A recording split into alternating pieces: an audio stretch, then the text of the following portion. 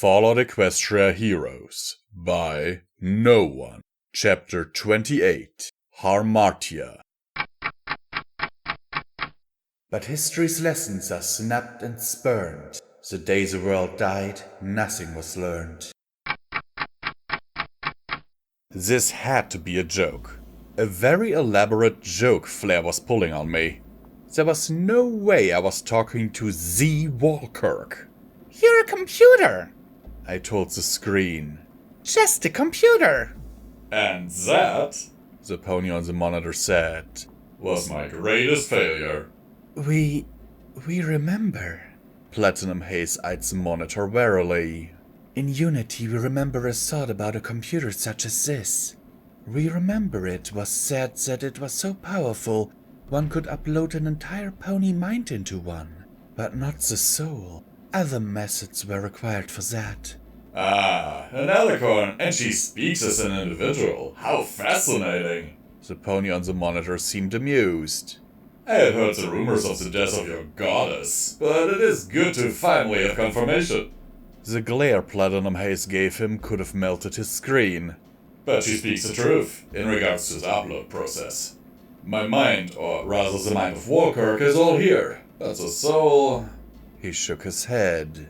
Which leads to a rather exorbitant amount of philosophical debate. Am I really War Kirk, or just an AI pretending to be him? I have his memories and his thoughts, so I am War Kirk, for better or for worse. For worse. So, you don't have a soul? Souls were a concept I never really understood to begin with. Some sort of intangible thing that made you... Like a spirit, or a ghost or something, by possessing your body, I think. Alas, no. I was supposed to, but you know, the best laid plans of mice and mares oft go awry.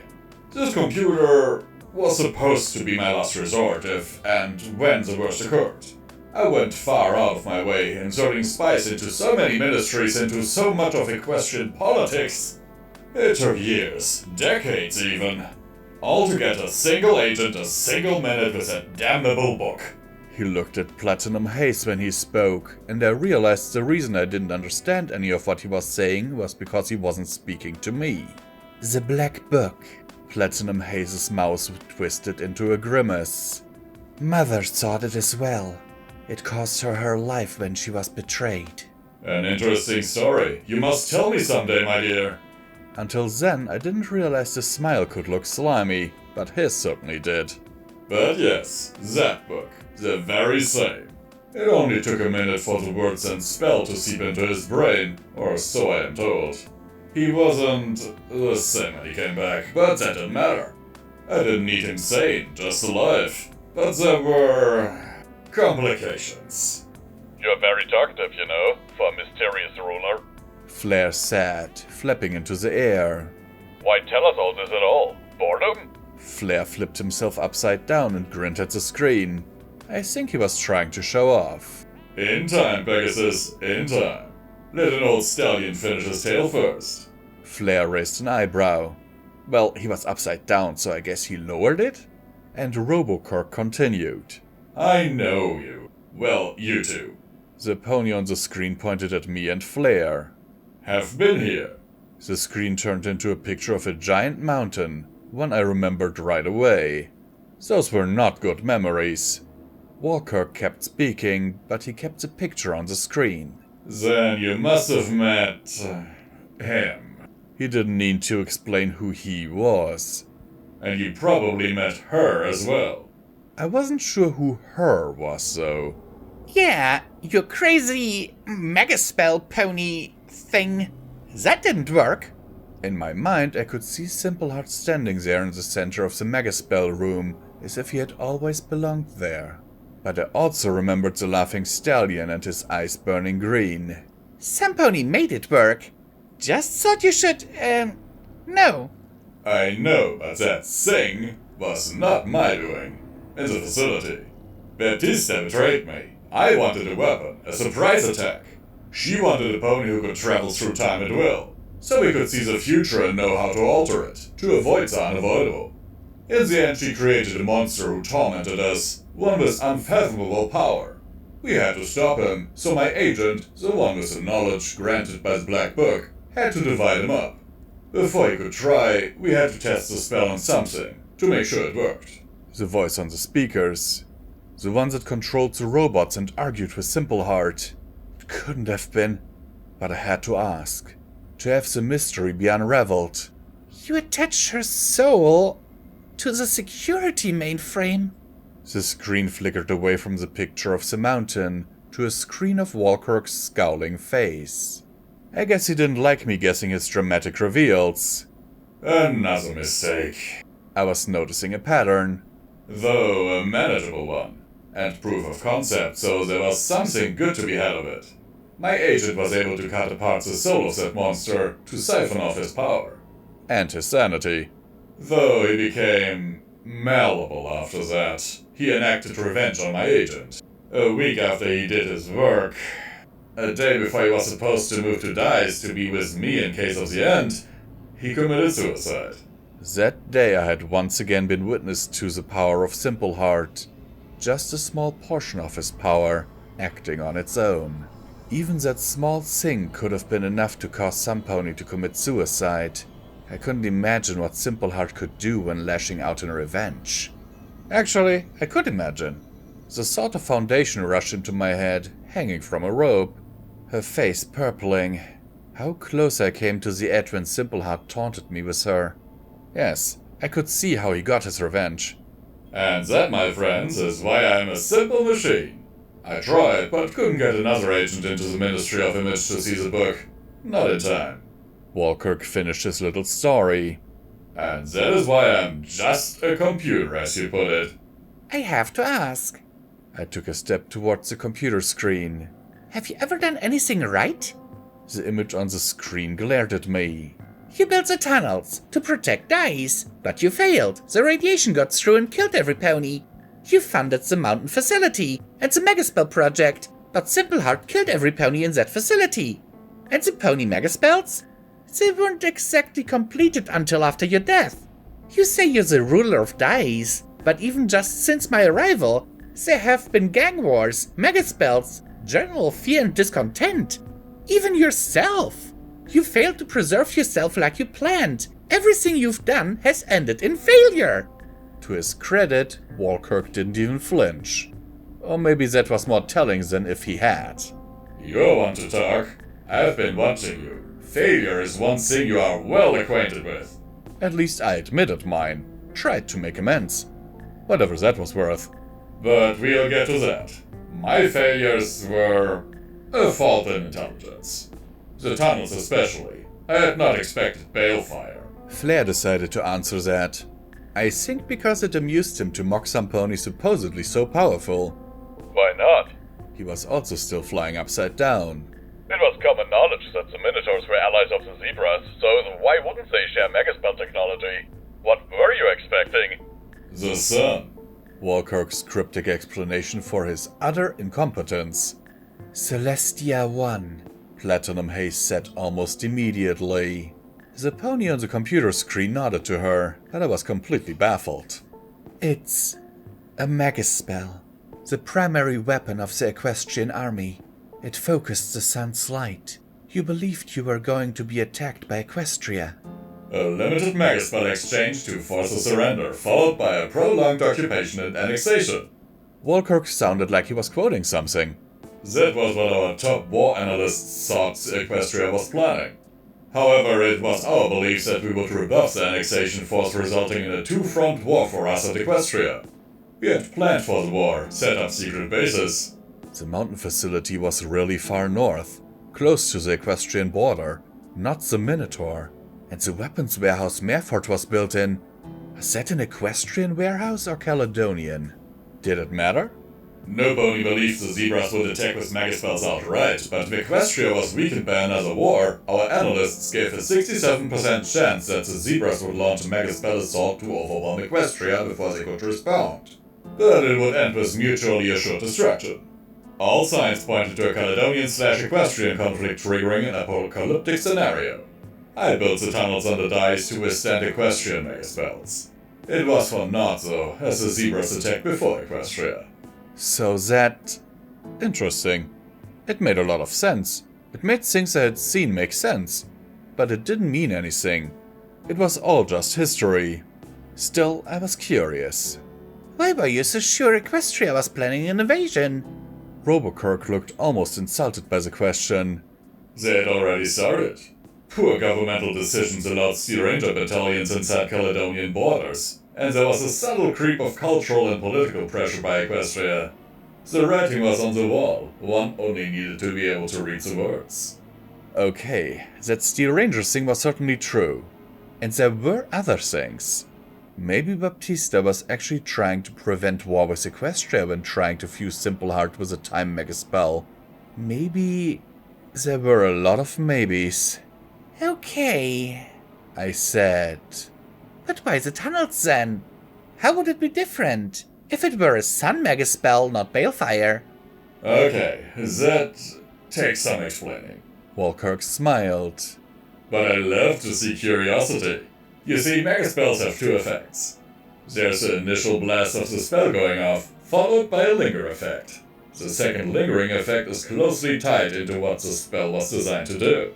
For example, during the war a healing mega spell was used, and to this day that area is known to produce the herbs that are used to create healing potions.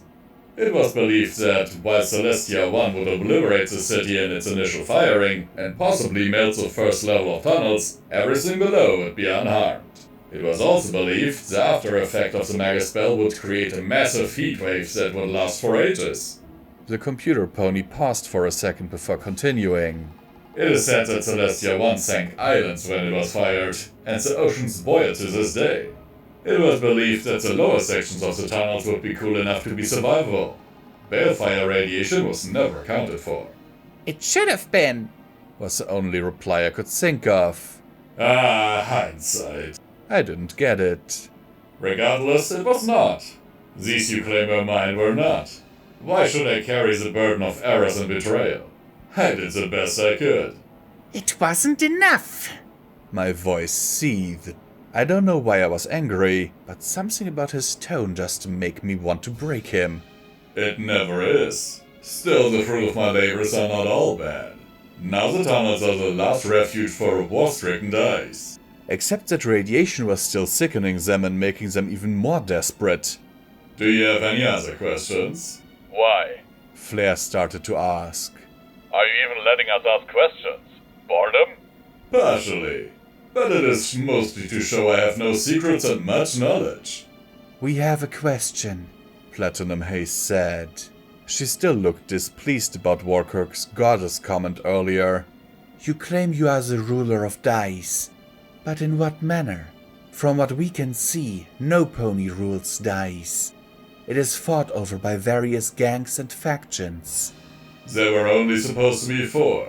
The screen flashed with pictures of each of the 4 casinos in succession. Mustangs, Bice, Escalations, and Thiese. But then the Enclave remnants showed up to complicate things, and the Steel Rangers started to stretch their muscles. So the NCA came north to try and annex the city, and with them, the Watchers. Pictures of an Enclave vertibug appeared on the screen, followed by a Steel Ranger in full armor, and then the NCA flag. A phoenix with its wings spread in front of a 5-pointed star on a white field. It has gotten more difficult. Originally, I set up a situation where the 4 gangs held competing power, none stronger than the other. I'd allow a gang to be overthrown by a new gang, but in situations where an existing gang would take over an existing one, I would interfere to ensure the balance of power. He appeared on the screen again and pointed at me. You were involved in one such occasion, where you warned me about the Bice's attempt to take over the Mustangs. I intervened with Ponytrons to ensure that didn't happen. Why? Was all I asked. Finally, we were getting to something that actually was relevant to this century. Not that I could blame a computer made 200 years ago for being stuck in the past. The populace would be divided. A united population is a danger. A united population starts rebellions and overthrows ruling power. United dice would outnumber and destroy my Ponytrons, perhaps create a new city. But without me to guide it, this new dice would fall. If I only created 2 gangs, then the population would turn to civil war, even worse. 4 was the optimal number. It kept the populace divided enough never to think about overthrowing the ruler, because as far as they knew, none existed. And avoided all-out war because no one gang could hope to overtake the other three. It also meant my ponytrons would be able to be more effective in deciding battles with less opposition. Make no mistake, I rule dice, but it is best for every pony if no pony knows that I do. It has not always gone perfectly. Before the system was in place, that clown Mr. House attempted a coup, and even now he is a constant thorn in my side. You know I work for him, right? Should he really be telling me all this, considering my affiliation? Of course, if he didn't know, me telling him was probably not the smartest thing I'd ever done. Of course I know. Do you take me for an idiot? The image on the screen didn't look insulted, though the tone implied it. I was getting to that part. Here's the thing. I need you hired. I've heard that before. It seems I couldn't talk to a single gang leader, king, or military general without them asking for a favor. Even Simpleheart asked for something and he called himself a god. You're loyal. I've seen it through my camera system and have heard many reports. What's more, that you have found this place, which proves you're resourceful. So, I already have a job. And he already said I was loyal. What was he playing at? Hear me out at least. I nodded to the screen. I wasn't really sure where his camera were, so I guess that'd have to do. I'm not freely giving out the secrets of the past just to enlighten you. I'm showing you that I trust you, and that you should trust me. I have a problem. Do you remember Granny Dynamite? Yes. She was the leader of the Galatians.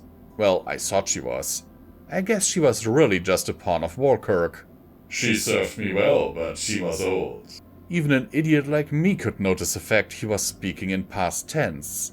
She died a few days ago, peacefully in her bed, which is a problem. That would be. Without a leader, ponies might find out about him. So I need a replacement. So, your genius plan Flair said, still upside down. is to try and recruit some pony who has a job, and you already described as loyal? Suddenly the destruction of dice makes so much more sense with you in charge. The Galatians have employees. Why aren't you asking one of them? Because they're loyal to money, not the contract, and there's a difference. And unfortunately, Mr. House's new contract with the NCR, that old fool can outspend me. That leads to more questions. I replied. If you know he can outpay you, why'd you tell me that? And why'd you think I'd break a contract?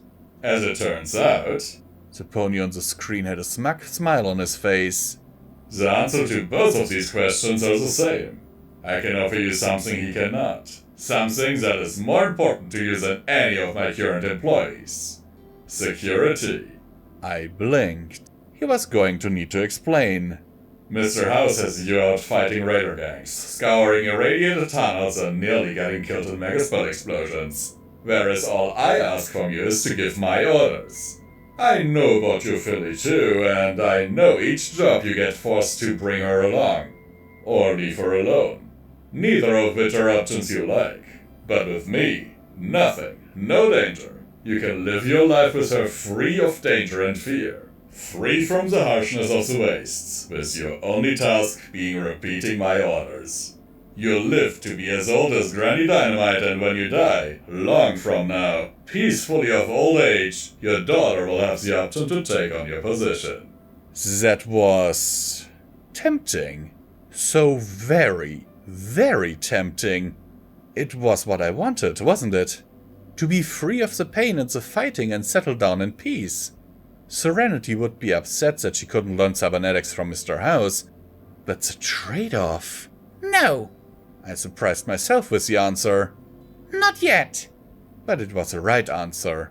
Security was nice, but it was not something he could promise. Radiation blanketed the city, and the culprits, were still at large, and would strike again. How could I take an offer of peace if I knew that it wouldn't last? No. I wanted to take his offer, but I couldn't. Not until I ripped out Dragonslayer's heart and found out who was behind the madness engulfing the city. Maybe after. It's too dangerous. You know it. You said so yourself. Things are falling apart. It wouldn't be security, not until some pony stops it. And that pony will be you? The computer intoned in a disappointed tone. Who else? If the Batmare or Pinprick were still alive, they would have been vastly more qualified to take this on, but they weren't. Only me. I was the only one who knew Dragonslayer was the key to everything. The only one with the information and ability to go after him. Silver here has a personal stake in the matter. Flair said finally, turning right side up. Revenge. If you knew her better, you'd know that when she wants revenge, she won't stop until she gets it. So yeah, I can see her stopping whoever set up the bomb. We are of the belief that Hired Gun's tenacity, strength, and endurance, along with the knowledge she has gained from traveling across the Thiese wasteland, has made her uniquely prepared for this task, Platinum Haze added. I see. Still, think on my offer. Keep what you learned here a secret and think it over. I can hold off on replacing Granny maybe 2 weeks, with every pony concerned about other matters. But if I do not get an answer within that time frame, I will be forced to find a replacement. However, so long as you tell no pony what you learned, you can take up my offer at any time within those 2 weeks. Okay. There was no point burning bridges, and who knows? Maybe if I sped up my adventuring time, all this would be over in a couple of weeks. It wasn't likely, but it was too good an opportunity not to try. I'm sure Flair and Haze will not tell any pony either. Who would we tell? Platinum Haze asked. My lips are sealed, don't worry. I don't like you when you're angry. If that is all, The screen said. I'll have my pony trance escort you to the surface. Wait, one more question. War Kirk raised an eyebrow at me when I asked, but he didn't stop me, so I continued. You seem to know a lot, so tell me. Who do you think caused the megaspell explosion? Huh, you don't know? I had my theories. All one needs to do is look at the evidence. For a long time, the NCA Council has been on the verge of war with the Minotaurs. Various city-states involved were pressuring the Council to vote for war, with some holdouts determined to stymie the vote. What the Council needed was a push, and what a push.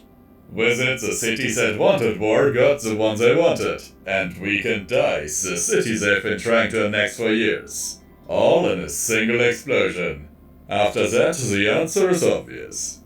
You think it's a false flag operation? Flair asked. That a group within the NCA set it, and the Batmare, up to make it seem like an attack, but with the only ponies getting hurt are actually in the city? How could it be anything else? I didn't believe that. Not even for a second. But it was... well, it was an idea. There were so many options, so many possible ponies, so many factions. This task I set for myself seemed more impossible by the day. I'd only been in the Galatian casino once before, way back when I was a newcomer to the city, but it looked the same as I remembered. And how could I forget? It had an arched ceiling decked out with streamers, ribbons, balloons, and an excessive amount of pink. All of the card tables and slot machines looked like candies, and it was all unbearably sweet. I felt sick just walking through empty casino floor.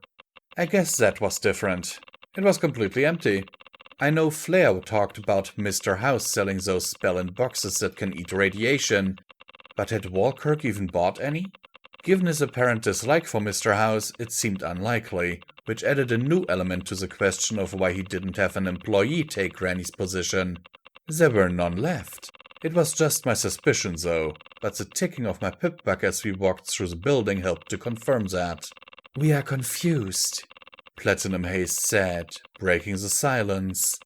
Well, it wasn't completely silent between the hoof steps my pip-buck ticking and the whirring ponytrons made, but close enough to be awkward. Why would this casino be the home of War Kirk? What? I asked, because I didn't understand. Where else would he work?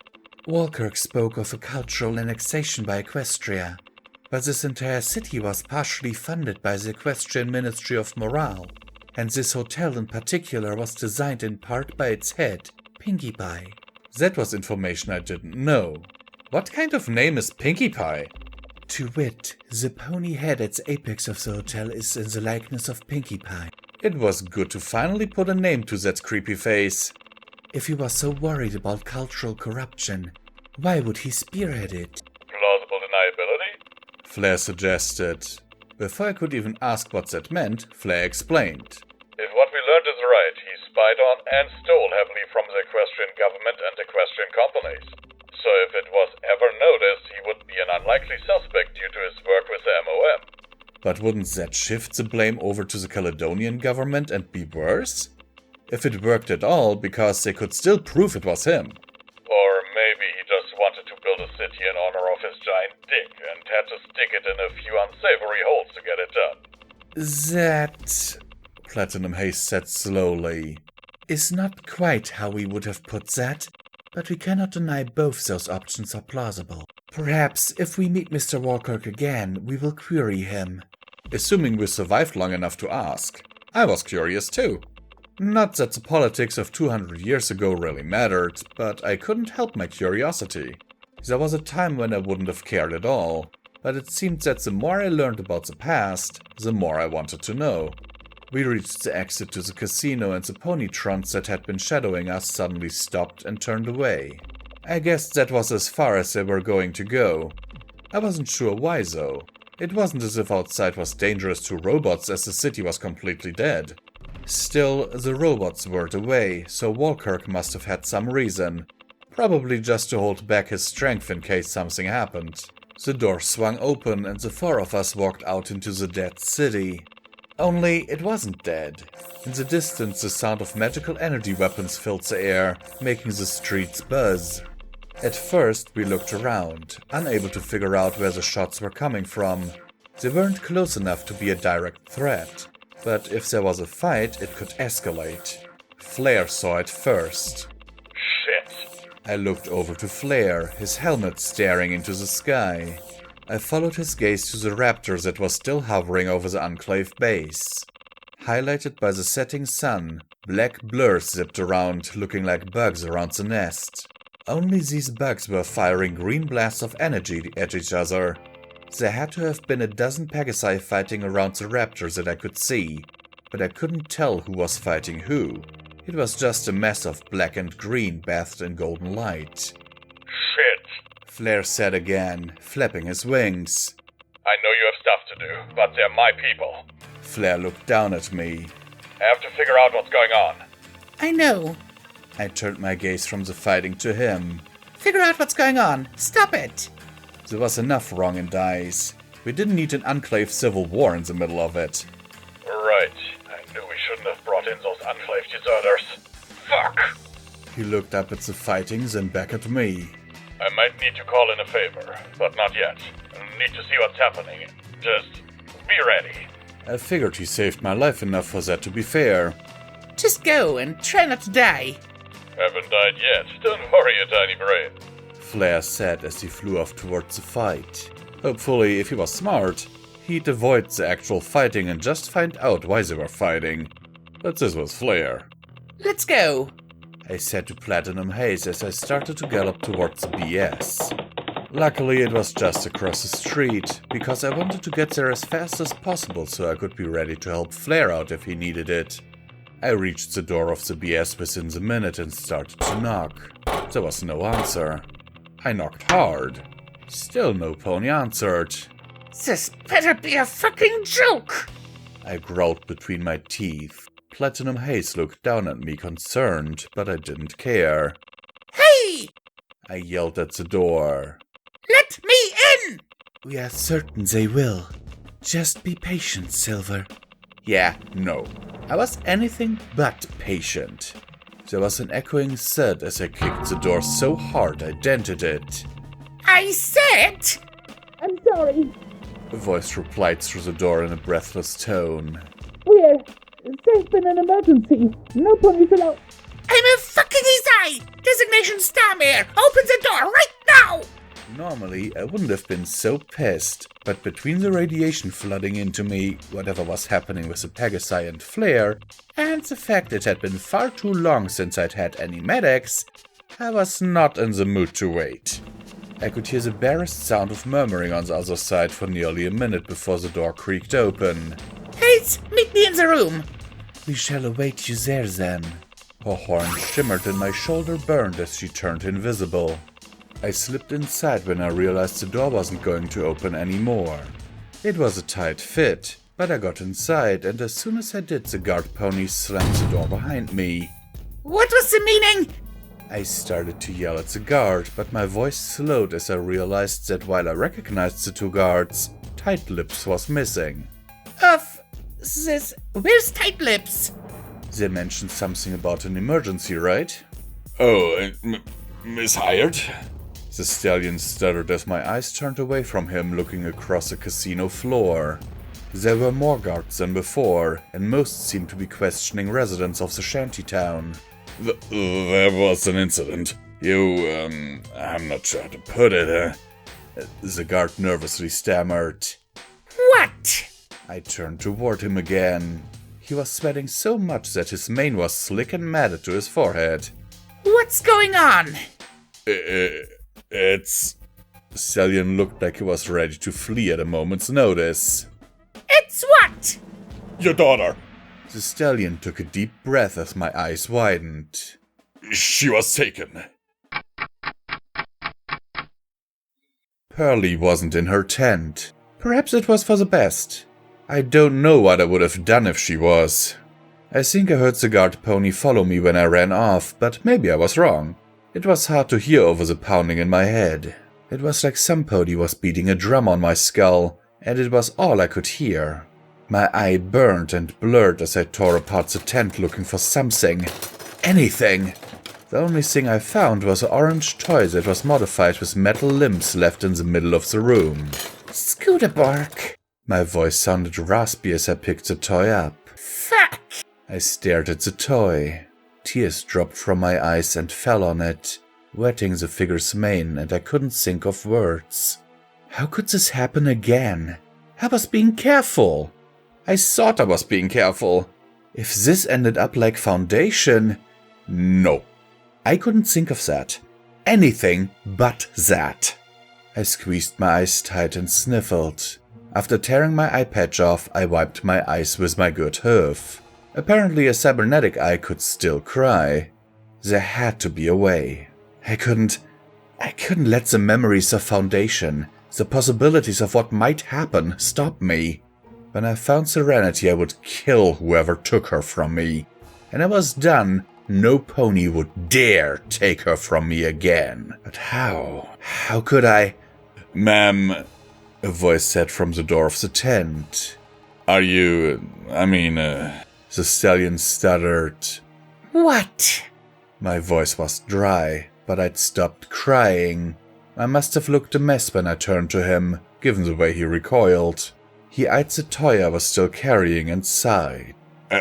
I'm sorry, it was... Tight Lips, she... He took a deep breath to compose himself. She was a spy, apparently. We didn't realize what was happening until it was too late. We tried to follow her, but when we realized... But she escaped on a vertibuck. The Enclave. It had to be related to the fight outside. Maybe Flair had already blown up Tight Lips and gotten her back for me. Maybe. Where? It was hard to speak. Fuck. Just wanted to kill something, but I could barely tell who was my enemy anymore. When did everything become so muddled? We don't know. I'm sorry. We're looking into it. Mr. House, he wants to speak to you. He looked around nervously. But your friend, the unicorn here, she's in the infirmary, injured but awake. I can, He chewed on his lip a little bit. You probably want to talk to her, right? I nodded slowly, the pounding in my head making it hard to think properly. I can, bring you there. Mr. House wanted to see you right away, but, Thanks, I said after a long pause.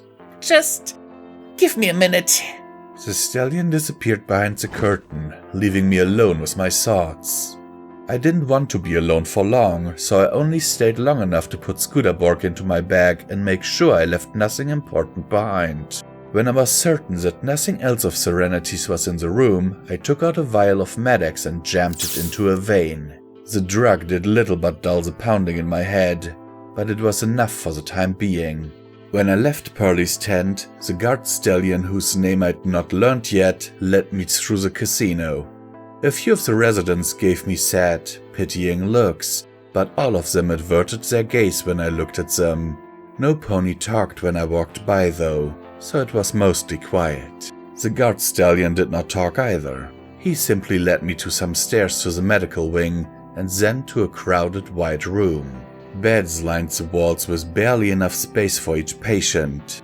A few ponies were lucky enough to have curtains around them, but most did not. Clearly, this room was not designed to hold so many ponies, and I was a bit surprised that so many were even here.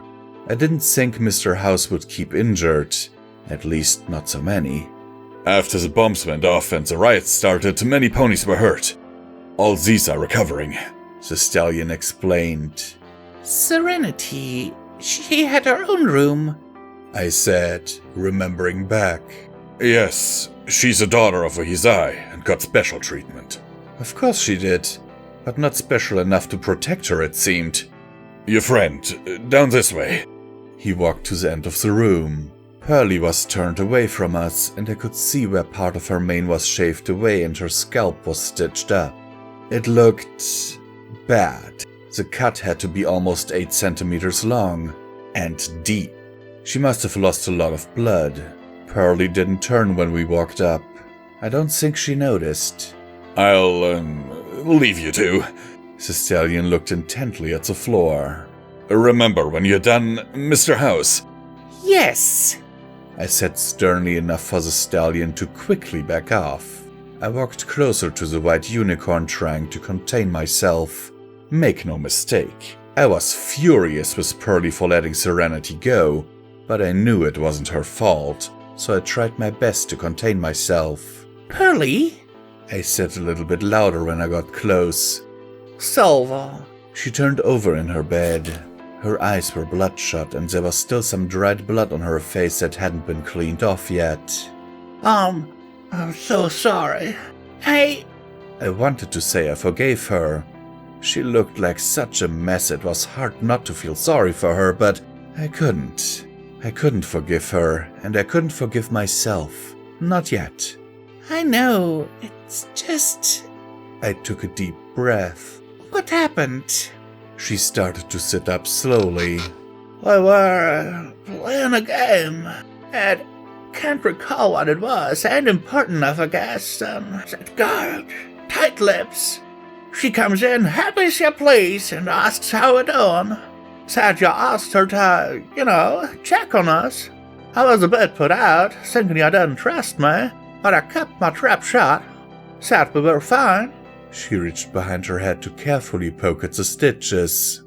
Next thing I know, I'm down, blood everywhere. Serenity's screaming and tries to use magic, but she puts this thing on her horn, and I tried to get up. When that didn't work, I tried to magic my shotgun, but she put a thing on my horn too. She leaned in real close, and told me to deliver a message. To me? Just so. She nodded painfully. She said to tell you to go to your old room, she said. She said it'd be clear then. I tried to tell the guards, but it was hard, She sighed. I'm sorry. I tried. I managed to get the thing off, but I couldn't give chase. She dug around under the blanket and pulled out what looked like a ring. Here's this lizard. It was a silvery color with a few small gems imbued into it. Don't know what it is, but might help you. Thanks. I took the ring and stored it. Celestia knows how useful it would turn out to be, but I wasn't about to turn away a lead. Pearly, don't. I know you're mad. I can't blame you. If you never want to speak to me again, I'd understand, just... She rubbed her eyes. I tried. I would never let anything happen to Serenity if I could help it, but I couldn't. Fucked up. Got hidden, I know. I lowered my eyes. It was hard to look her in the eyes. Get better soon. I turned and walked away. I couldn't stand to be there a second longer. It was just too much. It was as much my fault as hers, and if I could have walked away from myself too, I would have. What took you so long? Mr. House asked when he heard me open the door. I didn't bother to answer. I really wasn't in the mood. I'm sorry about Tight-Lips. I can assure you, I have ponies looking into what happened. For now, though, I have a job for you. But I suppose I should hear what you uncovered. Was he joking? What job? I'm not sure what he was trying to pull, but if he seriously thought I was going to be doing anything but rescuing Serenity... This business with the Enclave has me worried. He was staring out of the window again, looking up at the raptor hanging above the city and the lights flashing around it. You have an inside source with them, so I need you to infiltrate the conflict, see what's going on, and if necessary, make sure whatever side is victorious is thankful for the help I provided. Rage filled me, and it took a lot of power not to kick his head in. How dare he try to keep me from rescuing Serenity? I gritted my teeth together and said as politely as I could manage, No. What do you mean, no? He didn't even bother to look back at me. I mean, no. I'm not doing the job. Not with... I tried to explain, but he cut me off. Yes, your daughter. I should have expected that reaction. He turned back to look me in the eyes. While I can understand your concern, go in the Galavan and Officer Celestia knows where to rescue her won't do any good. Not only does my proposed job help me, but it would assist you. He turned back to his monitor and pressed a few buttons.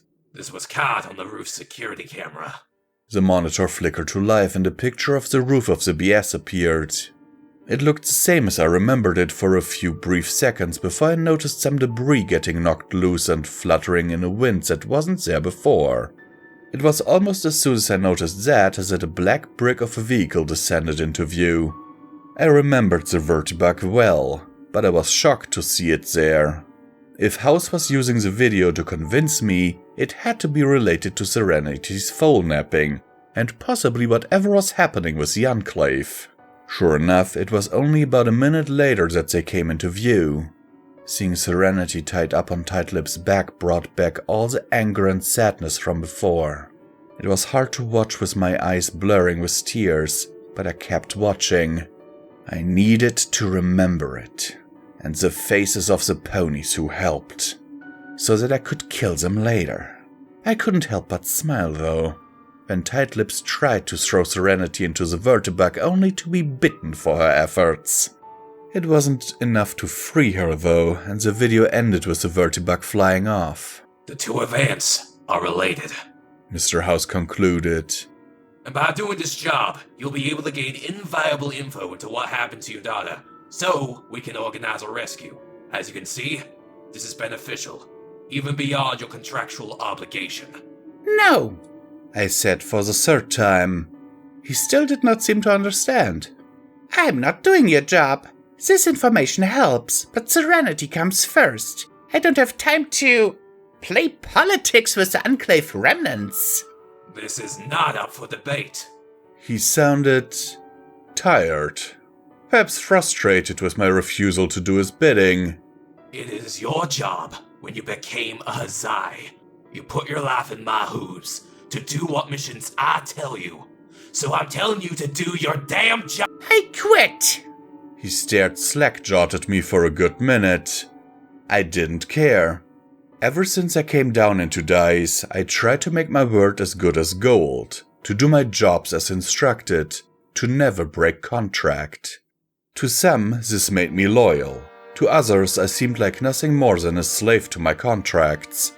But to me, I was simply being honest with myself. Never take a job you can't do, so I took the ones I could do, and I did them to the letter. Now things were different. Honor and honesty didn't mean anything when compared to Serenity. I'd always assumed there would come a time when I would have to choose between my job and what was right. But I'd never imagined the choice would be so easy. You what? He was angry. That was odd. I had never seen him so furious before, and I almost felt sorry for him. He was used to having control, but there he was, powerless. I need you! The city needs you! This is not the time for... Where are you going? I turned around and walked out the door. I'm not done! You can't leave! I forbid it! I kicked the door shut behind me, the echoing thud of it slamming punctuating his last, incorrect sentence. There was a part of me that felt guilty over leaving him like that. Not because I wanted to do his stupid job and felt bad or not, as there was nothing that could have made me feel guilty for looking for my daughter. Instead, I felt guilty I didn't tell him the truth about War Kirk.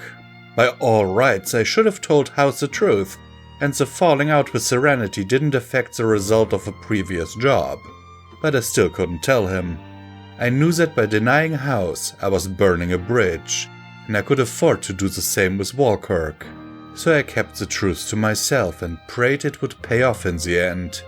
I didn't stay in the hallway for long, as I was legitimately worried he was going to call security to deal with me, so I galloped quickly over to the elevator and stared at the panel. I needed to get out of the building as fast as possible, then find Flair and see if he knew... Shit! I punched one of the buttons on the panel and the elevator jerked downwards. In all the commotion, I'd forgotten about Platinum Haze. I had to tell her what happened. She deserved to know. Maybe telling her wasn't the best idea. I saw it as the elevator moved agonizingly slow. She was close enough to Serenity and I, so she deserved to know, but she would want to go with me, to help me find her. That wasn't bad, but she was painfully pacifistic.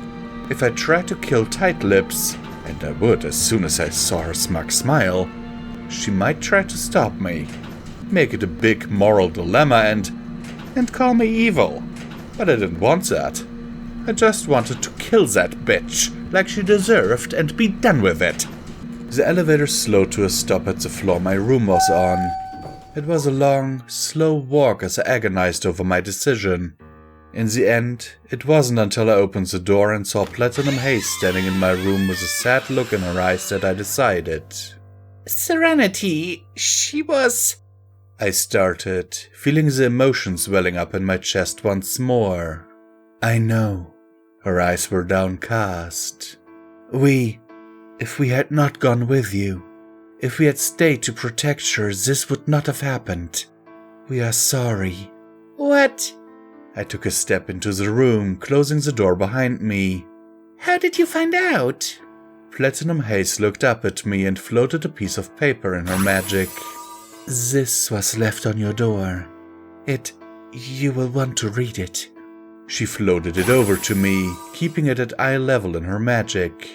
Dear hired gun, you'll be happy to know that I survived our last encounter, despite your valiant efforts to the contrary. You're starting to become a thorn in my benefactor's side, so I encouraged them to deal with you. We don't have the time to deal with you in a similar manner to how we removed your baddie friend, so this is going to be rather straightforward. I apologize for the lack of subtlety on our part, but desperate times and what have you. To wit, we have your daughter. Now, while we could use her as blackmail material promising safety for compliance, we both know that wouldn't work. Since you're too stupid to be reasonable, you'd come for her anyway, so we're going to cut out the middle, Pony. You're going to come for her, and you're going to do it with fire and lead and all those things you love so much. So come for her. She is safe and sound, and will remain so until you get here. But you must be wondering where here is. So I suppose it's somewhat inaccurate, as at of the time of writing I am not here yet. Nor is your daughter. But it sounds more dramatic, no? As for the answer to the question, it is where it all began. Or if we're feeling artistic, where the ending began.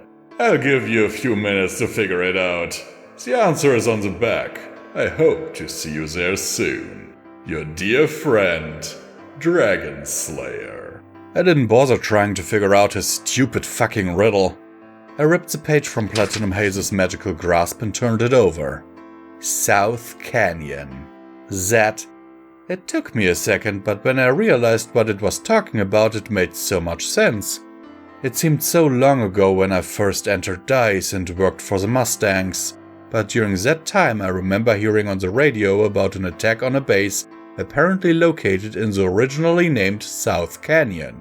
What more, it was a megaspell attack.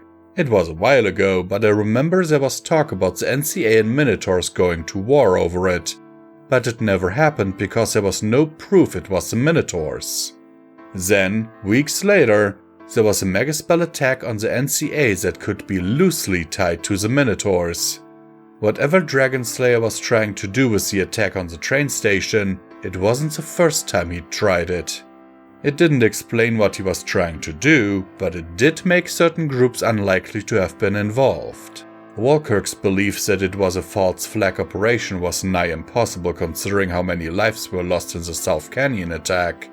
What concerned me more though, was that the group I suspected as a culprit, the Steel Rangers as previously stated, were far away at that time. Either that or Dragon Slayer had nothing to do with it and was just trying to fuck with me. It was entirely possible that Serenity wasn't even taken there, but I was going to go anyway. It was the only lead I had. Below the word, however, was another message. P.S. My benefactors were worried when the NCA intercepted messages between us and our spy within Mr. House's operations. A spy even informed us of an NCA major giving you private information to deliver to Mr. House, but it was lucky for us it wasn't relevant. Perhaps you should think twice before trusting the NCA again. Private information I was supposed to give? Shit! Hired? May we inquire as to what you are doing? I heard Platinum Haze say as I tore off my saddlebags and started digging through the pockets. Hired? Eventually I found it. It was hidden deep in the bottom of my saddlebags, slightly ripped and crumpled from misuse. Lucky told me to deliver this to Mr. House, but I forgot. Was Dragon Slayer just playing more mind games, or did I really have information that could have stopped all this but just forgot? I opened the envelope as fast as I could and tore the letter out from it and read aloud with a wavering voice. An intelligence asset of ours managed to retrieve an encrypted message that was to be delivered to a pony named Dragon Slayer. We haven't been able to crack the code, but we were able to confirm it came from your security chief. It is in our mutual interest that you handle the situation as quickly and quietly as possible. As usual, you did not get this information from us. Silver, Platinum Haze said after a moment of silence. It is not possible for you to have known what the message said. The full nipping of Serenity was beyond your ability to control. If Tight-Lips had been found out by Mr. House prior, they would have used some pony else. Haze was wrong, of course. It was my fault, but I appreciated the attempt. It was my fault that it was my job to fix it. I know. I lied. We need to go, now. We know where they took her. We need to... What if he's lying? Platinum Haze's words almost broke my resolve. It is within the realm of possibility for him to tell you one location, only to head to another.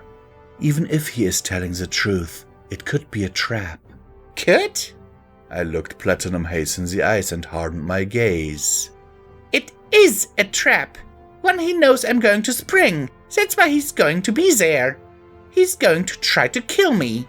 I plan to spring this trap, survive, and kill him back. Platinum Haze started to talk, but I cut her off. I know you won't help me kill him. I won't ask you to, but if you want to come, you have to promise me. Promise me that you won't stop me. Silver, we cannot... Haze? I had to cut her off again. You have to promise. She looked conflicted, but eventually conceded. We promise you, but please, put Serenity's safety ahead of your desire for revenge. Always. I turned to leave the room when I heard a sudden sharp knock on the windows. I turned to see if it was just Hayes leaving the way she usually did, but instead I saw the shape of a pony on the other side. Hayes started to open the window with her magic, so I ran over to it, just in case whoever it was wasn't friendly. Open it faster next time, Flair said through his mask. As he continued to talk, I noticed his armor was smoking and marked with scars, but it seemed like he wasn't hurt. There's a coup going on in the Raptor. Fucking unbelievable. And Serenity, she was kidnapped by... We know. I replied, cutting him off. What's a coup? Nothing good. Flair looked behind him. Shit, they're coming. We need to get out of the city now. Hired. I know this will be hard for you, but you need to mount Hayes. Was this really the time for jokes? And follow me. Before I could object to the plan, I was lifted up in Hayes' magic. We are sorry, but we must hurry. Hold on tight and close your eyes, Hayes said as she dropped me onto her back. She didn't need to tell me twice, as my legs were already wrapped around her neck and back and my eye closed tight by the time she sped through the window. As was often the case though, my curiosity overpowered my good sense and I peeked my eye open. We were flying towards the Vertibug's open door, but since it was speeding above Thies's main street, we were flying at an angle to catch up to it. When I looked to see what the rush was, I saw 2 more Vertibugs giving chase, with a few Enclave personnel supporting them. 3 of the Enclave ponies seemed to break off from the chase and aimed for us. Hayes! I tried to warn my ride. We are aware, she replied, still flying to intercept the Vertibug Flair was heading towards. The Enclave ponies were taking aim. Hayes! I said again, louder. We already stated. We are aware. She didn't seem aware as the Enclave ponies were getting really close, and I swear I could see their weapons charge up. Hayes! Hayes' horn glowed and a shield formed around us just in time to catch the energy blasts and make them fizzle out. Finally! We were completely aware of the situation. You didn't seem aware! I replied as more Mew bolts danced on Hayes' shield. Regardless of what may have appeared, we had the situation under control, Hayes said as we closed the gap to the Vertibug Flair was leading us towards. The bickering is cute, but get inside. Flair was suddenly beside us and pointing at the Vertibug's open door. Hayes banked hard left and stepped inside.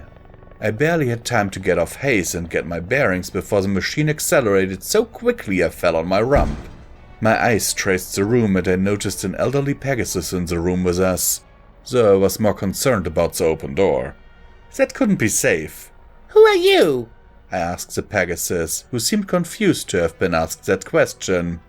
I am High General Steelwing. High General? Maybe taking Dash was a big problem in the Enclave. You must be Miss Hired Gun. Yeah, how did you know that? I asked as I tried to get back to my feet.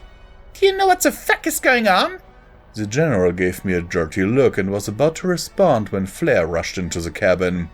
I'm sorry about her, sir. She doesn't know any better. He kicked me in one of my remaining shins. Nobody has instructed her on how to talk to her betters, sir. My betters? That old Pegasus? You two are similar in that respect, Special Operative Flair. I was just getting more confused.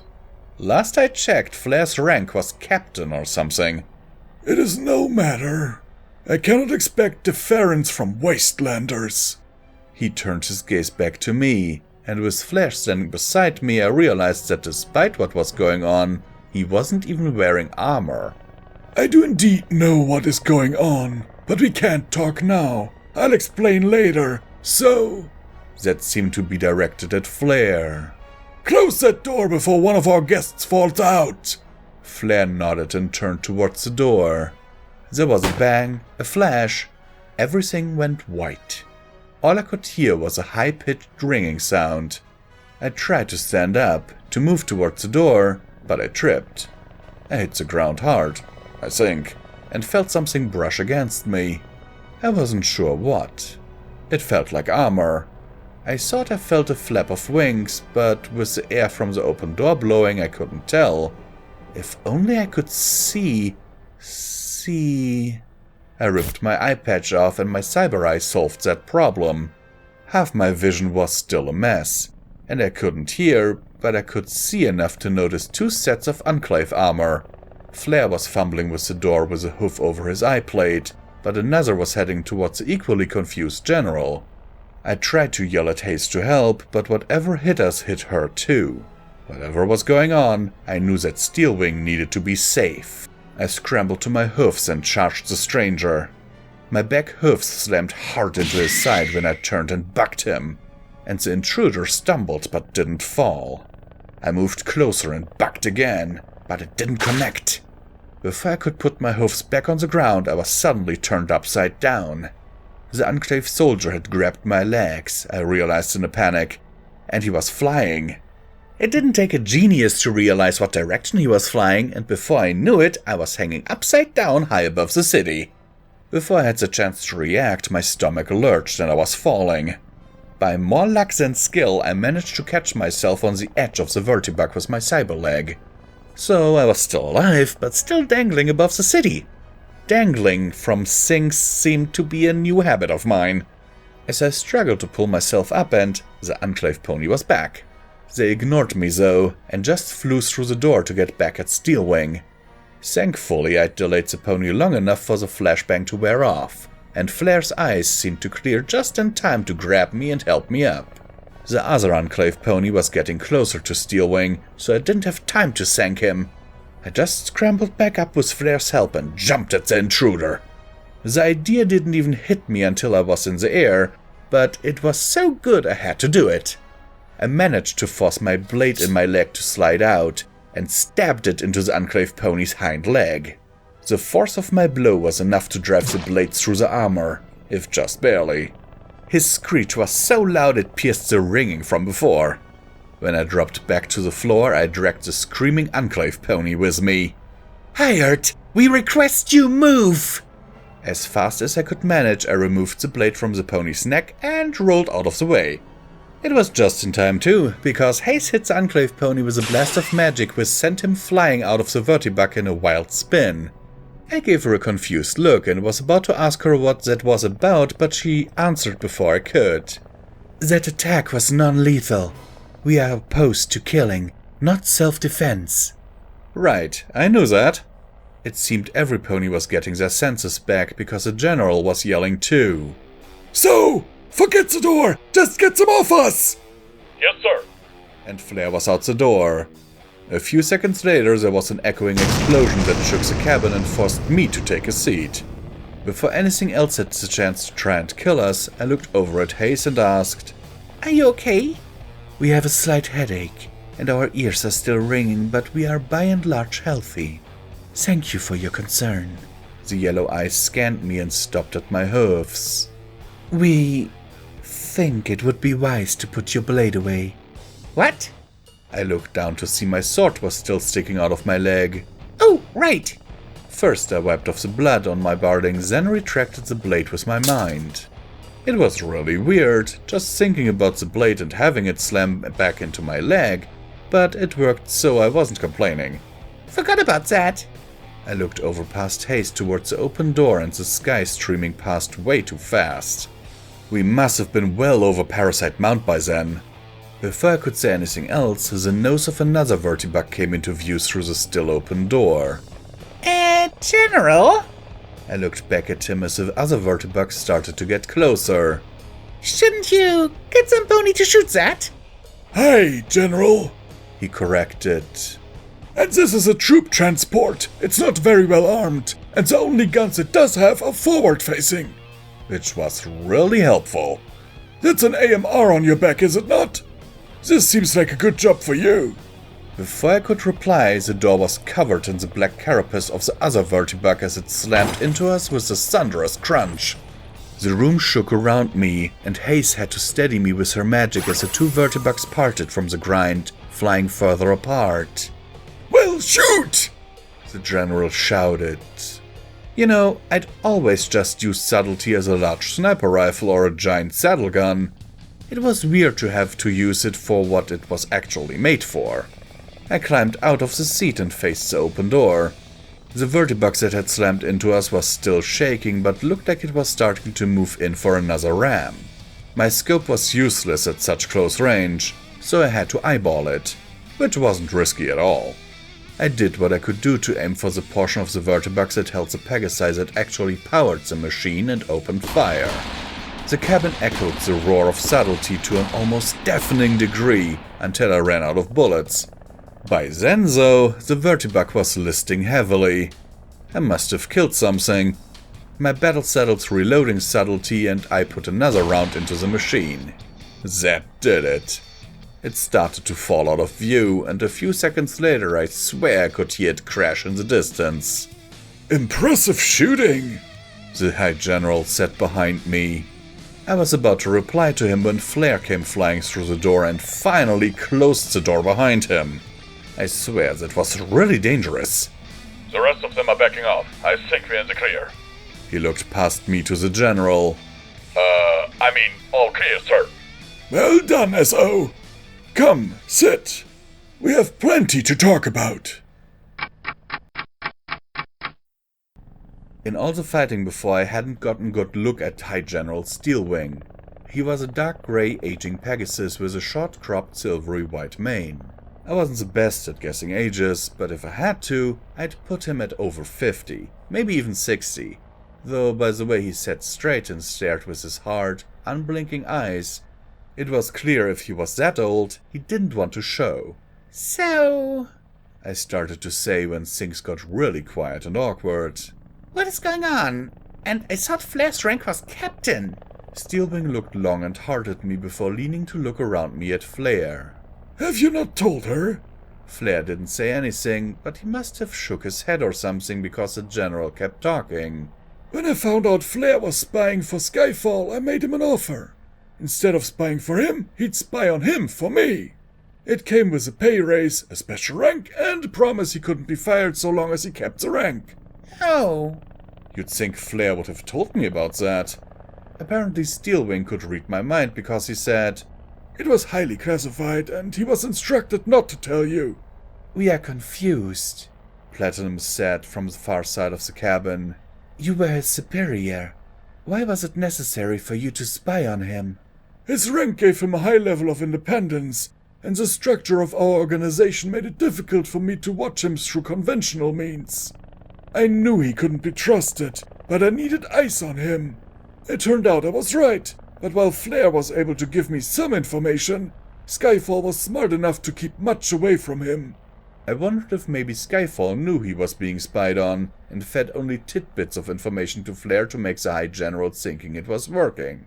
So, then what happened? Did he attempt to take over, or? It was related to Serenity somehow, that much I knew. No, I moved first and he reacted. It was my fault. I miscalculated the depth of his support. The former Enclave personnel we acquired with Rapture sided with Skyfall, when I had thought they would support me. The aging General shook his head. I moved to remove him from his position after I heard he had used one of our vertibugs to kidnap a foal. Your foal. I barely escaped the fight with my life, and those loyal to me have been forced to flee. We spread out to make chases less likely, and we have plans to rendezvous for a counteroffensive, as much as it is pain to fight against our brothers. But before that, I owe you. I stared at him for a minute, trying to think of what an aging general I'd never met before could possibly owe me. What? I should have known more. The kidnapping of your daughter took place on my watch, but I was impotent to help until it was too late. For that, my honor compels me to help you. I can fly you to any place in the Greater Dice region, except for the city itself. He paused and refused to meet my eyes when I looked at him. This is hardly recompense, but it's what I can offer you for now. I need to get to the old NCA base in the South Canyon, I said without hesitation. If Serenity was there, I was going to be there too. That I cannot do. So much for anywhere. It is a day's flight, and I need to return to my men before then. However, there's a river near the NCA farms that was used to ship supplies. I doubt they're still supplying food to a destroyed base, but there's no doubt there's a boat that will take you there for the right price. I shall fly you to the port on the south side of the farm and provide you enough cabs for transportation. Before I even had the chance to reply, Flair felt it necessary to interrupt me. Sounds fair to me. Oh, and I'm also going with them. The general looked annoyed but not surprised. At least that was my guess, but I never was the best at reading faces. So, we will need you. There are hard times ahead of us and, your moral lapses and judgment notwithstanding, you are an excellent soldier. With all due respect, sir. Flair said, very clearly indicating his next words would be disrespectful or otherwise contradictory. While I do love praise, and would never ask you to stop with that, Serenity is a friend of mine. Hired too, I guess. And, well, I need to help her in any way I can. I promise I'll return once she's safe, but I can't leave her hanging. Not now. The High General sighed. I suppose I must let you, otherwise you'd just quit again. Again? Flair seemed to know what he was talking about as he nodded. Fine, but please hurry. You will be needed. Fast as I can. Flair looked over at me and I met his eyes. You ready to go kick some ass? Yeah. I tried to make myself sound confident, but thinking about what had happened had a way of dampening my spirit. Not that it was going to stop me. Put an enemy in front of me and I'd show them a mother's wrath. But sitting in that cabin with nothing to do but wait, it got to me. Now I need to ask you a question. I turned back to the general. I know this is hard for you, Miss Gunn, but it may be important for me to know why your daughter was taken. To get to me. Who are you? That was a fair question. No pony. You know, the general said, you're not helping me making sense of the situation. Why did every pony need me to talk? I got too close to something I shouldn't have. A pony named Dragonslayer. He hired the Pegasi to help. I don't think they're that involved. Involved in what? He asked in a sharp tone. I don't think he was used to ponies not giving direct answers. I don't know. Truth be told, I wasn't sure if I could trust the High General. It seemed as if he didn't know anything about Dragonslayer, but I wasn't sure. I didn't want to get in any more trouble. Dragonslayer, he was hired by some pony. If only I knew who. The Balefire bomb, that was part of it. I got too close. He thinks if I'm not taken out then I could ruin whatever his plans are. That is still not very helpful. I stared at the High General and said, That's all I know. That was more or less the truth. I had my suspicions, but nothing I cared to tell the Pegasi about. Maybe I couldn't kill Dragonslayer when I found him.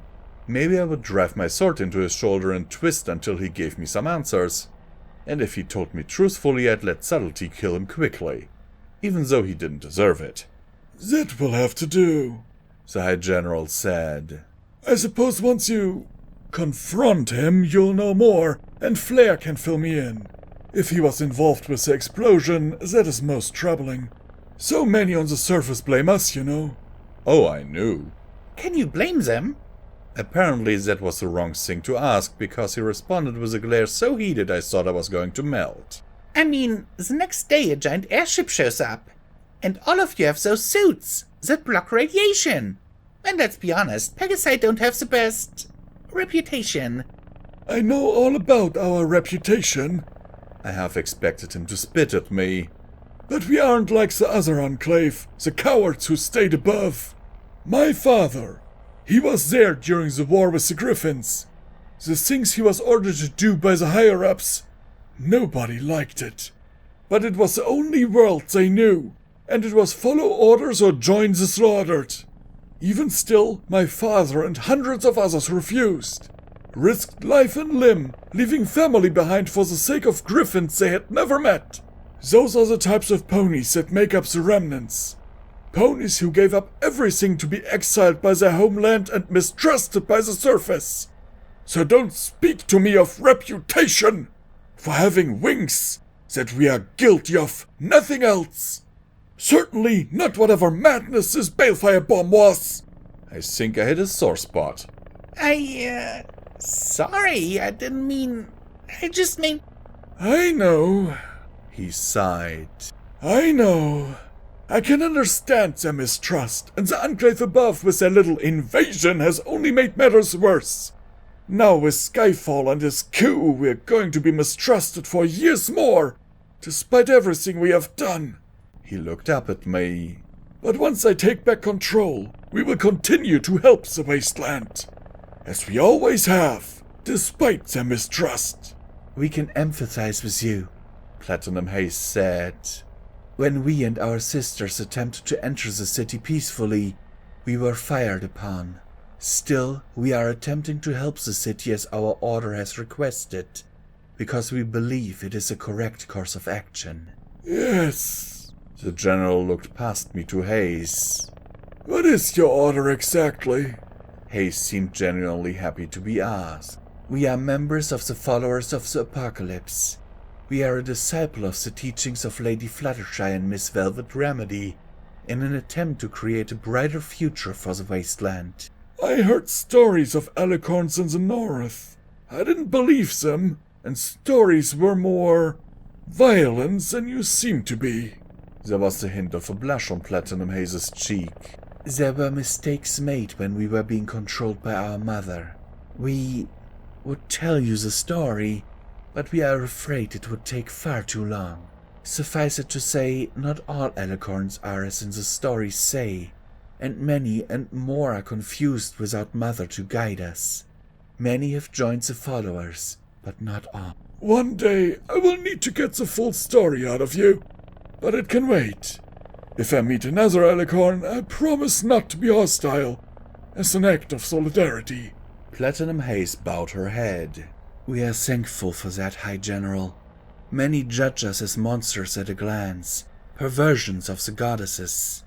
We are happy to hear that we have changed at least one mind in this matter. When you say we, do you mean yourself, or are you talking for all alicorns?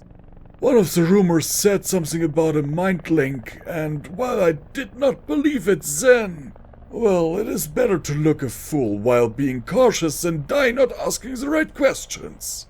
Platinum Haze silently frowned for a second before answering. We were party of unity, that mind link these rumors spoke of, but that has been dissolved. Suffice it to say our manner of speech is an after effect. Conditioning, perhaps. It is simply how we are used to speak. The conversation reminded me that I really should talk to Platinum Haze about what happened in that dream. I was not the best at serious discussions, or most discussions, but I owed it to her to see if I could help. I see, the High General said. With that, the conversation faded away, leaving me with awkward silence and the usual feeling of impending doom I got from flying for the rest of the long flight. I had never seen the inside of the massive walled-off farm the NCA ran to the east of Thiese, and indeed still have never seen inside. It seemed they were protective over their secrets and didn't like to have civilians looking around. Or Enclave personnel for that matter. When we first flew near, we were almost shot at and had to land outside the facility itself. Luckily, the river dock was actually on the outside of the facility. The general himself went out to handle the monetary arrangements, leaving me, Flare, and Haze waiting in the Vertibug. The weight of the last 24 hours was still heavy on our minds, so none of us talked. Instead, we sat and listened to the slow ticking of my pip-bug, courtesy of the still irradiated alicorn sitting beside me. I hated the silence.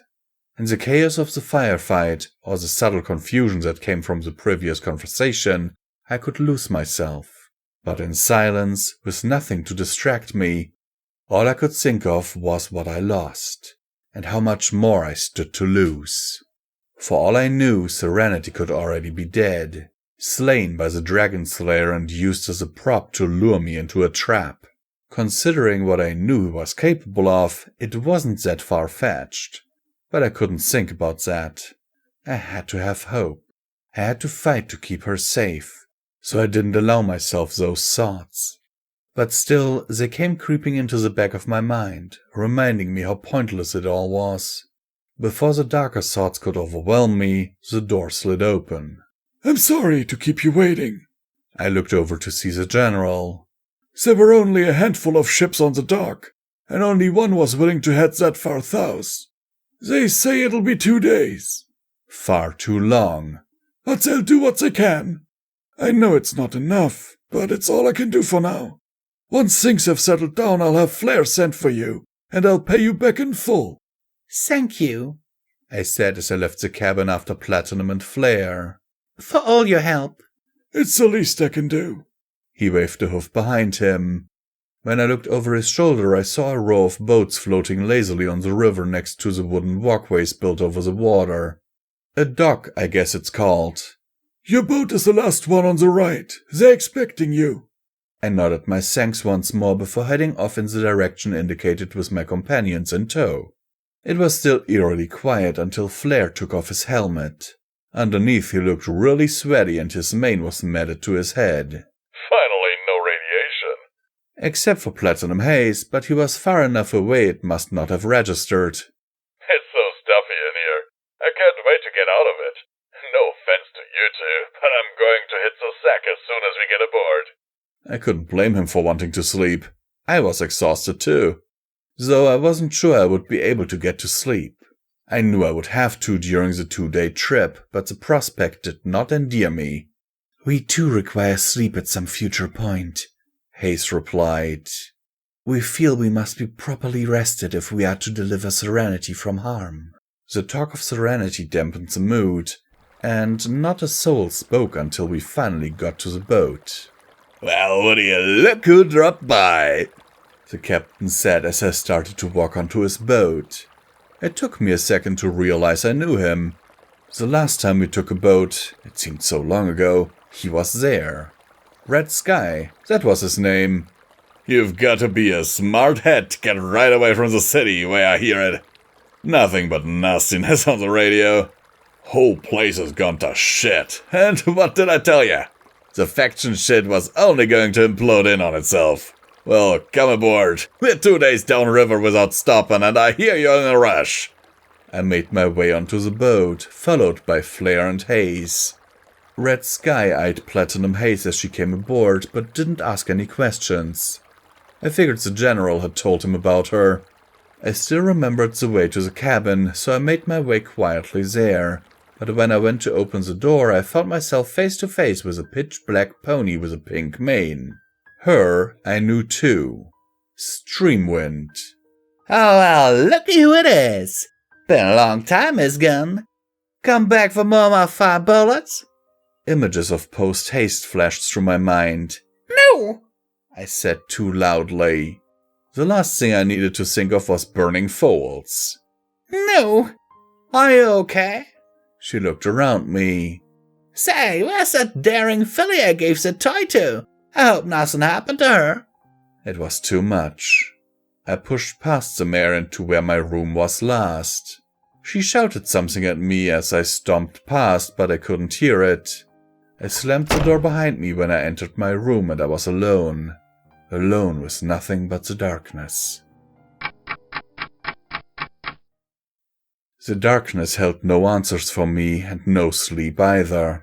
I heard whispering outside my door after my little scene, but even after it stopped I couldn't sleep.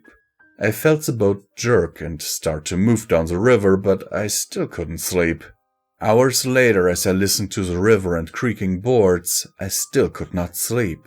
All I could do was think, and thinking just brought sadness. I knew I was going to save Serenity, but the goal seemed so perilously far away. And with no enemy to kick, my rage just brought restlessness. I held Scooterborg above me as I laid on my back, and just stared at it. I knew Serenity loved her toy, and I remembered that she always seemed to tinker with it when she was troubled.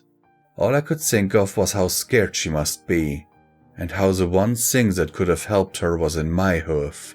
I let the toy fall from my hoof and bounce on the floor. I needed air. Maybe I could look up at Luna and ask for guidance. Maybe she would listen. So I rolled off the bed, stepped over the fallen toy, and moved towards the door.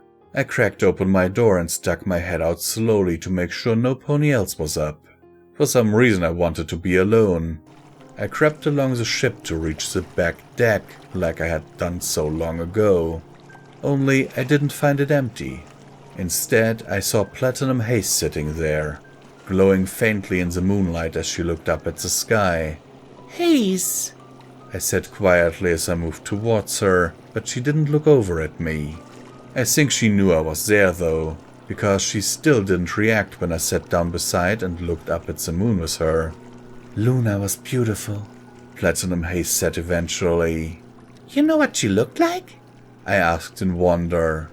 Yes, in a sense.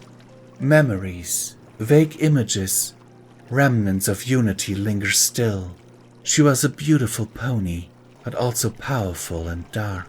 It was no wonder Celestia abdicated to let her sister sit the throne. Luna was a pony built to fight a war. I wasn't exactly sure what that meant, so I nodded in silence. Eventually I asked, Do you often have those, memories of other ponies? I remember in your dream things kept... Yes, they are always there. We have learned to separate those that do not belong to me, but at first it was very confusing. It is only remnants, though, ghosts. For our mother, we are not certain how she managed. Perhaps she did not. Diamond Sky once proposed to me that perhaps she did not manage, that the minds became too much, and that it is why she grew more unstable. We do not like this theory. She still did not look at me. You like your mother very much. It seemed strange. Of course she liked her mother. She saved us from ourselves. She lifted us up, gave us hope and purpose worth living for. She closed her eyes and let out a sad sigh. Before we came onto our mother, we had seen much and done much. You saw the visions, did you not? Yes, I said softly. you were a slave. Taken as a child, no less. Taken from her home. I closed my eyes and shook away the comparison. That and more. More? After so long of the whip, you get dulled to the horror of it all. The macabre seems normal, and that is when the claws sink in. I was told to collect slaves, so I collected them. I was told to train them, so I trained. That is not you. Silverstorm, she turned to look at me with piercing yellow eyes. We understand your intentions are pure, but we kindly ask you do not attempt to justify our sins. We all have to bear the wounds of our histories, and I have committed many things that cannot be redeemed. We were not forced to do what we did. We were asked and we complied. Regardless of anything else, we made the choice, and so we must account for it. She looked back to the moon. I'm sorry, I said softly. We know, let us finish the story. We think you deserve to know. There were many we trained, but there was one, years after. She kept crying, asking her why we were doing this to her. We tried to explain what we were taught, but she kept crying and crying. Eventually those above me decided she could not be trained, and were to have her killed. That is the moment when we realized what it was we had become, the true extent of our horror. We could remember being that child so long ago, and it broke us. We refused to train anymore, and we were deemed no longer useful. We too would have been killed, but instead we were given to unity. Mother saved us from ourselves, gave us a chance at redemption. She smiled up at the moon. But we are still looking for redemption. We see much of you in us. The pain, the hurt, the hunger for meaning. The two of us have done bad things. That much was beyond question. But you and us, are trying to get better, to become better. We believe the chance at redemption. It is one every pony should have. I closed my eyes and thought about what I heard. Me, sinking. Shocking, I know. Still, so much of who Platinum Haze was seemed to make sense. The pieces fell together, and the full picture emerged. No, not the full picture. People are complex, and I didn't think I'd ever know everything there was to know about Platinum Haze. But it was more than I knew before, and I was grateful that she trusted me. Thank you I said. for telling me. The words fell away. I'm sorry, it's not fair. It should have been better. We thank you for your condolences. Since the sky was cleared by the destroyer, we have often enjoyed going out at night to look to Luna for guidance and forgiveness. It clears our mind during troubled times. She looked back at me with her yellow eyes. We know you must feel the same with what has happened. We will get her back. We promise you. It was hard to look her in the eyes. I know. I whispered. It's hard. I can't lose another one. Not again. Not Serenity. Confusion flashed in her eyes. Another one? I wasn't sure if I should tell her, but eventually I decided that she had shared so much with me, she deserved to know the truth. Before Serenity, back in Mayford, I had a daughter. The tears came unbidden to my eyes, making it hard to see. Thinking about Foundation was always hard, but with Serenity taken from me, it was hard to think about. Never mind talk. It seems so long ago now, but... Something creaked and cut my voice short. I stood up quickly when I saw something glowing. Last time I was aboard this ship, an assassin had tried to kill me, and that memory was still in my mind when I moved to stand defensively in front of Haze. Who's there? The Ponytron rolled out of the shadows, leaving me terribly confused. It wasn't until it spoke that I realized who it was. Well, continue. It sounds like a lovely story. On the Ponytron's monitor was War Kirk smiling smugly. What are you doing here? The sadness from before turned into pure rage. How did you even know we were here? I bugged you. What? This motherfucker! To make sure our secrets remained ours, and to correct you, I am not here. I am merely controlling this platform remotely. I am still safe below the cliffs and clubs. The screen smiled at me. And I'm here to help you. I could not let a future investment die, now could I? And if what you said about this Dragon Slayer is true, then the full force of my influence will be used to eradicate whoever is paying him. I did not want War Kirk there, and I did not like him eavesdropping. But having him on my side to take out whatever Dragon Slayer was planning, even in my anger I couldn't deny how useful that was. Fine, I said through gritted teeth. How did you even get here? Once again, I'm not here. This is... never mind. The robot chuckled. Could robots even compute humor? I had a contingent of Ponytrons helping guard the NCA farm. I overrode one to use as a personal platform and used it to make sure only this boat would be hired to take you south after I heard the plans. I had attempted to make my presence known earlier, but you were indisposed, and this was the only time you've been out of your room. This little scene did not endear me to the computer, but at least he was trying to help, in his own way. Fine, I repeated. Just don't get in the way. Oh, I'm sure you will find some use for me, he said as he wheeled off. I was really beginning to hate him. I looked over at Haze and sighed. I still owed her a story, and I needed to do something to take my mind off Serenity.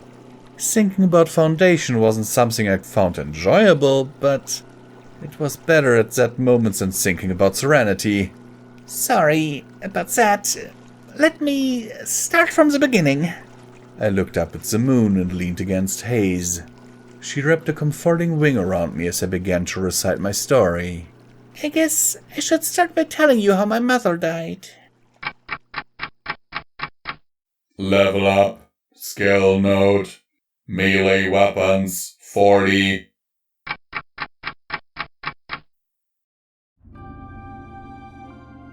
We here at Pony&Wolf Productions thank these amazing patrons of ours for their monthly support, without which all of this would not be possible. We sincerely appreciate it, and every dollar helps, is needed, and will be used to keep us going to produce audiobooks for your continued enjoyment. It is, now more than ever, important that you support your favorite creators if possible, due to YouTube changing in a way that is not very friendly to content creators. Especially small content creators, like us. In recent months, the names you see on screen have enabled Midnight and Visual Pony to keep going and only having to sell off part of their belongings to not end up on the street. As an incentive for everyone, Visual Pony has broken a vow and has promised to read and record FalloutEquestria, Murky number 7, should the monthly support reach $1,500.